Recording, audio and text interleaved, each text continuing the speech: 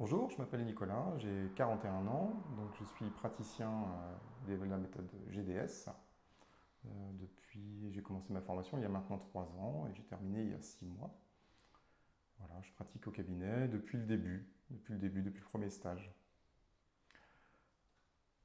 Eh ben, écoute, par le plus grand des hasards, parce que moi à l'école, j'en avais pas du tout entendu parler, mis à part Françoise Mézières, qui passait un petit peu pour une illuminée, où on avait trois lignes dans le cours.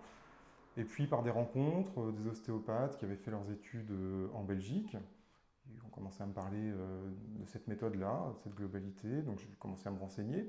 Et puis ce qui m'a vraiment plu tout de suite, c'est ce lien entre corps, psychisme, où j'en avais marre qu'on tronçonne les gens, qu'on découpe en morceaux.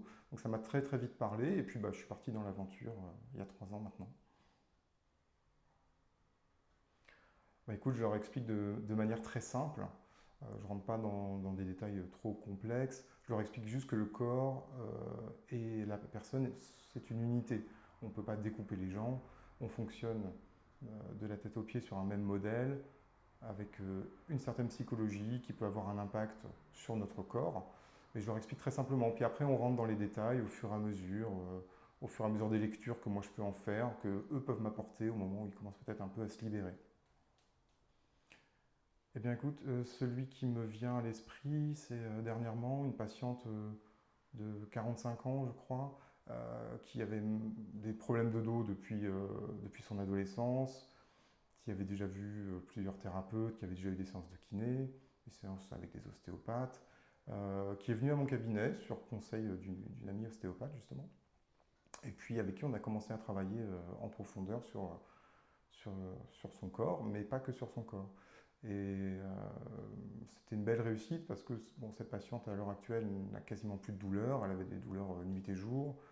Euh, et puis surtout, elle comprend un petit peu comment elle fonctionne, d'où elle vient, ce qui a pu l'amener dans cette escalade de tension dans son corps.